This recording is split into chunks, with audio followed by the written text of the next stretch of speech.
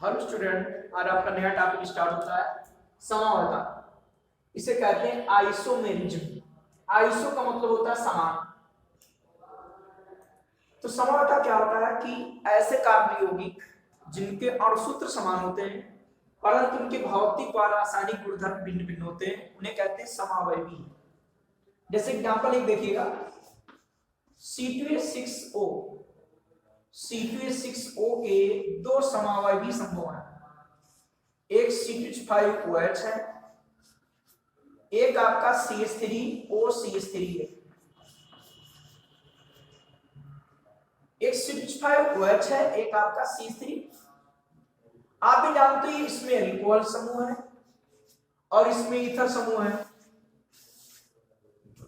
तो इनके भौतिक रासायनिक गुण भिन्न तो होंगे ही। ठीक, इसलिए कहा जाता है कि ऐसे कार्बनिक यौगिक जिनके अणुसूत्र समान होते हैं परंतु उनके भौतिक व रासायनिक गुणधर्म या केवल लिख सकते हो गुणधर्म भिन्न भिन्न होते हैं, तो उनको कहते हैं समावयवी। ये एक दूसरे के समावयवी हैं और इनका ये गुण कहलाता है समावयता। सभी को सुना होगा कि ऐसे कार्बनिक यौगिक जिनके अणुसूत्र समान होते हैं परंतु उनके भौतिक व रासायनिक गुणधर्म भिन्न भिन्न होते हैं, उनको कहते हैं समावयवी और इनका ये गुण कहलाता है समावयता। तो आप परिभाषा लिखेंगे कि ऐसे कार्बनिक यौगिक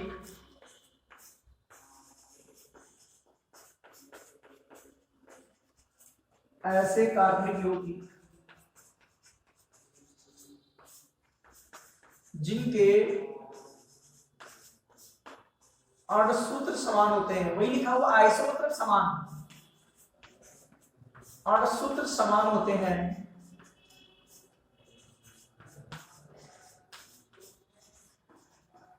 परंतु उनके भौतिक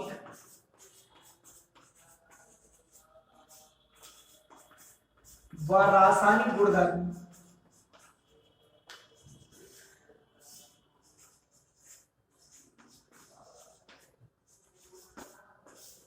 भिन्न भिन्न होते हैं।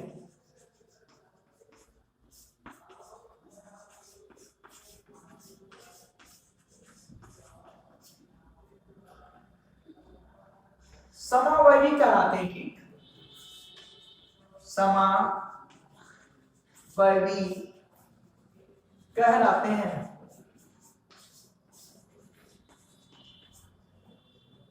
और इनका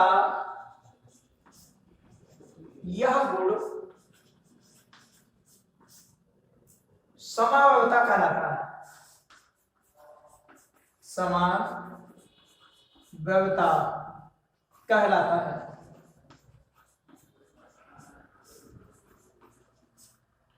ऐसे कार्बन यौगिक जिनके अणुसूत्र समान होते हैं परंतु उनके भौतिक व रासायनिक गुणधर्म भिन्न भिन्न होते हैं, समावयवी कहलाते हैं और इनका यह गुण समावयवता कहलाता है। ठीक, जैसे आप एग्जांपल लिखना चाहो लिख सकते हो कि जैसे C2H6O के दो समावयवी निम्न हैं।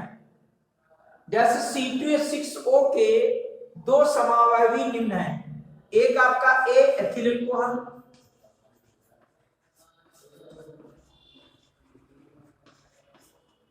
दूसरा B आपका dimethyl ether. Ethyl alcohol C2H5OH है और ये डाइमेथिल है और वो ईथर है, ईथर ग्रुप आपने पढ़ा है, तो डाइमेथिल ईथर, इसको दो समावयवी हो गए। ये इसका उदाहरण हो गया। ठीक, अब देखते हैं इसका वर्गीकरण। अब देखिए कि समावयवता का वर्गीकरण। समावयवता का वर्गीकरण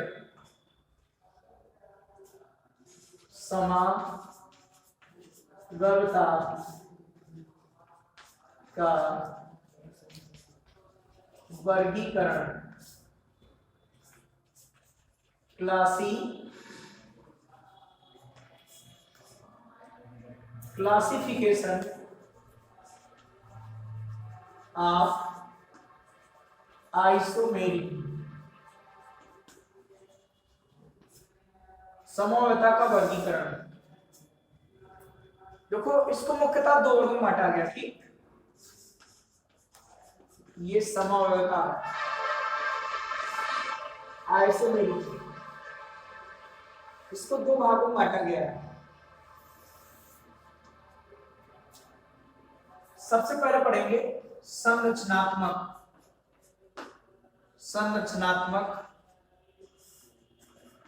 समअवयवता। ये संरचनात्मक समअवयवता, और दूसरी है त्रिविम समअवयवता। त्रिविम समअवयवता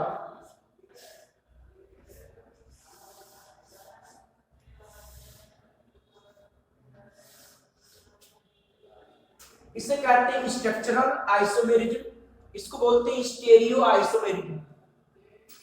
अभी जब आप इनके बारे में लिखेंगे वहां पर इंग्लिश में लिख लेंगे। अब ये कई प्रकार की होती है, संरचनात्मक समअवयवता कई प्रकार की है। पहली तो है श्रृंखला समअवयवता।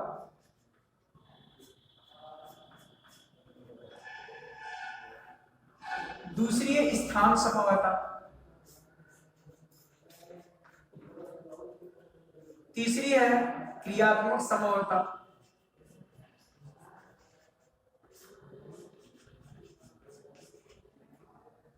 चौथी है मध्यावयवता।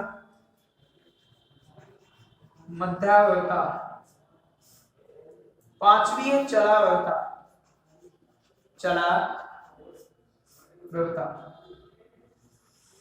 और छठी है चक्रीय श्रृंखला समअवयवता। चक्रीय श्रृंखला समअवयवता। संरचनात्मक समअवयवता के 6 प्रकार हैं। श्रृंखला समअवयवता, स्थान समअवयवता, क्रियात्मक समअवयवता, मध्यावयवता, चलावयवता, चक्रीय श्रृंखला समअवयवता। इसको कहते हैं chain isomerism, position isomerism, functional isomerism, metamerism, tautomerism, और ये साइक्लिक, ये आपकी साइक्लिक चेन आइसोमेरिज्म। ये आपको भी लिखाएंगे, एक करके समझाएंगे भी।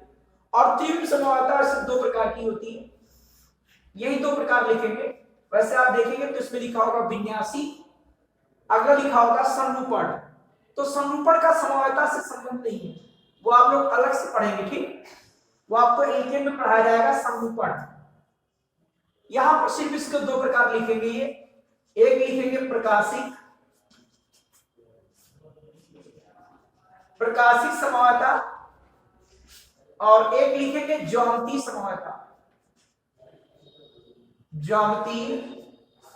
समअवयवता। इतना आपको समअवयवता के अंतर्गत पढ़ना, ठीक। संरचनात्मक समअवयवता, उसमें श्रृंखला, स्थान, क्रियात्मक, मध्यावयवता, चलावयवता, चक्रीय श्रृंखला समअवयवता। और त्रिविम समअवयवता में आपको पढ़ना प्रकाशिक समअवयवता और ज्यामितीय समअवयवता, ये आपको पढ़ना, ठीक। तो इसका पूरा क्लासिफिकेशन है। अब आप एक एक करके पढ़ेंगे कि पहले पढ़ेंगे संरचनात्मक समअवयवता, और फिर इसके टाइप पढ़ेंगे आप लोग, फिर आप लोग त्रिविम पढ़ेंगे और इसके टाइप आपको पढ़ने मिलेंगे। तो देखते हैं ए नंबर, संरचनात्मक समअवयवता, स्ट्रक्चरल आइसोमेरिज्म। यह समअवयवता समावयवी यौगिकों में उपस्थित परमाणुओं के परस्पर भिन्न भिन्न प्रकार से आबंधों या संरचनाओं के कारण उत्पन्न होती थी। ये समअवयवता क्या होगी कि जो समावयवी यौगिक है उसमें जो विभिन्न प्रकार के परमाणु हैं, उनके मध्य जो आबंध है या उनकी संरचनाएं भिन्न भिन्न होंगी, उनके कारण उत्पन्न होती है। इसी कारण से बोलते हैं संरचनात्मक समअवयवता। और ये निम्न प्रकार की होती है, या इसे निम्न प्रकार से वर्गीकृत किया गया है। अब ये मुख्य है आपका, ठीक। इसे निम्न प्रकार से वर्गीकृत किया गया है। इसे निम्न प्रकार से वर्गीकृत किया गया है।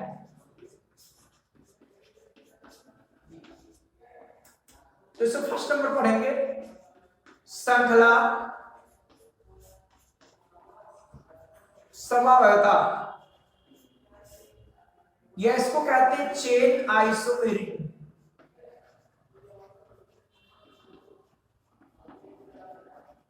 Chain isomeric. अब आपको ये समझना, ये आपके मोस्ट इंपॉर्टेंट है, ध्यान में ये क्या है कि संरचनात्मक समानता क्या है कि यह समानता समाई यौगिकों में उपस्थित परमाणुओं के परस्पर भिन्न भिन्न प्रकार के आबंधों या संरचनाओं के कारण उत्पन्न होती थी, इसीलिए इसे कहते हैं संरचनात्मक समानता। और ये कई प्रकार की होती है। श्रृंखला समानता, नाम से स्पष्ट है श्रृंखला, तो इसमें कार्बन की श्रृंखलाएं भिन्न भिन्न होगी कि ऐसे कार्बनिक यौगिक जिनके अणुसूत्र समान होते हैं परंतु उनकी कार्बन श्रृंखलाएं भिन्न भिन्न होती है, उन्हें बोलते हैं श्रृंखला समावयवी। तो देखिएगा एग्जांपल लैब में आप अभी समझा देंगे, अपने आप लिखेंगे। जैसे आपका है ब्यूटेन, ये एक ही सजाती श्रेणी के सदस्य होते हैं, ठीक, ये एक ही सजाती श्रेणी के सदस्य होते हैं, ये भी लिख लेंगे। तो अभी लैब में लिखवा देंगे, पहले एग्जांपल देखिएगा। जैसे ब्यूटेन के दो श्रृंखला समावयवी इस प्रकार है। जैसे ब्यूटेन के दो श्रृंखला समावयवी इस प्रकार है। पहला आपका है क्या, CH3, यह आएगा CH2, ये अगला आएगा CH2 और ये अगला आएगा CH3।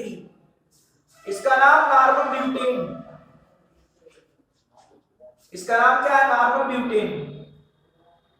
बराबर तो CH3 CH2 CH2 CH2, normal मतलब सीधी श्रृंखला है, ये नॉर्मल ब्यूटेन है। नंबर सेकंड है आपका, ये आइसोब्यूटेन है, इसको कहते हैं आइसोब्यूटेन। तो इसकी नॉर्मल श्रृंखला है और इसकी आइसो श्रृंखला है, या तो ऐसी कंडीशन हो आइसो के लिए ऐसी हो, इसको लिखते हैं आइसोब्यूटेन। तो इनमें कार्बन की श्रृंखला भिन्न भिन्न है, ठीक, ये नॉर्मल श्रृंखला है, ये आइसो श्रृंखला है। या एलिवेशन आप नाम दे 1 2 3 कि 2 मेथिल प्रोपेन। यहां पर लैंग्वेज क्या लिखेंगे कि ऐसे कार्बनिक यौगिक जिनके अणुसूत्र समान होते हैं परंतु उनमें कार्बन की श्रृंखला या कार्बन श्रृंखलाएं भिन्न भिन्न होती है, श्रृंखला समावयवी कहलाते हैं और इनका यह गुण श्रृंखला समावयता कहलाता है, ठीक, कि ऐसे कार्बनिक यौगिक जिनके अणुसूत्र समान होते हैं। भाई इनका अणुसूत्र क्या होगा, C4H10।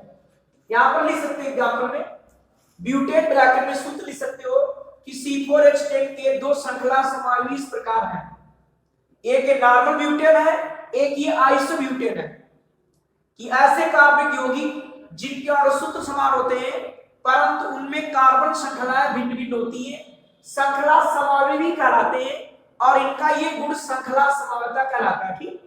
ये आप यहां पर इसकी लैंग्वेज नोट कर लेंगे और ये पहला उदाहरण है। इसके बाद देखते हैं इसका दूसरा उदाहरण श्रृंखला समावयता का।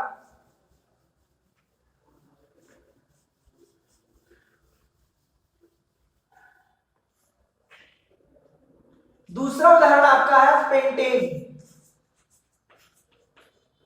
पेंटेन क्या होगा, एल्केन का सामान्य सूत्र क्या होता है, CnH2n+2। तो पेंट में रखेंगे 5C तो 5 5 10 और 2 12 के 3 बन जाएंगे श्रृंखला समावयवी। वही बनाते फिर जानेंगे आप लोग।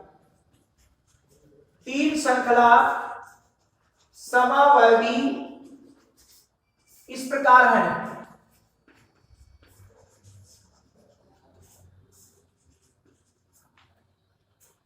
सबसे पहले देखेंगे कि CH3, फिर आएगा CH2, जानते बीच में CH2 होता है, फिर CH2 आएगा, फिर आपका CH2 आएगा और फिर किनारे CH3 होगा। आपकी 5C इसका नाम हो गया नॉर्मल पेंटेन। इसका एक दूसरा भी बन जाएगा कि CH3 CH, यहां पर CH3 लगा देंगे या ऊपर लगा दीजिए और ये CH2 ये CH3, या इसको ऐसे भी लिख सकते हो आप लोग कि आएगा CH3, फिर आएगा आपका CH2, फिर आएगा आपका CH, इधर आएगा CH3 और इधर भी CH3, ये दोनों एक ही चीज, ठीक, दोनों के आईयूपीएसी नाम समान आएंगे। इसको कहते हैं आइसोपेंटेन, इसको कहते हैं आइसोपेंटेन। नाम मतलब सीधी श्रृंखला है, आइसो मतलब या तो नीचे की लेवल लगा या ऊपर की ओर लगा हुआ, ठीक। और तीसरा देखेंगे इसका, ये कहलाएगा नियोपेंटेन। ये नियो में दोनों ओर होता है, ठीक, यहां भी CH3 इधर भी CH3 और ये भी CH3, इसको कहते हैं नियोपेंटेन, नियोपेंटेन।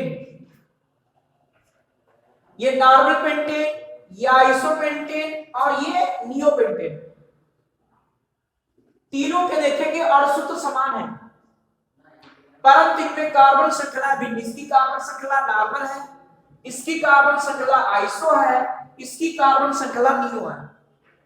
तो वही परिभाषा लिखी है कि ऐसे कार्बनिक यौगिक जिनके अणु तो समान होते हैं परंतु उनमें कार्बन श्रृंखलाएं भिन्न भिन्न होती है, श्रृंखला समवयवी कहलाते हैं और इनका ये गुण श्रृंखला समवयता कहलाता है। और ये यौगिक एक ही सजाती श्रेणी के होते हैं, ये सब एक ही सजाती श्रेणी के हैं, जैसे एल्केन के होंगे या एल्कीन के होंगे या एल्काइन के होंगे, किसी एक ही श्रेणी के सदस्य होने चाहिए, ठीक। तो ये जो है यौगिक आपके किसी एक ही सजाती श्रेणी के होते हैं, तो ये कहलाते हैं आपके श्रृंखला समवयवी।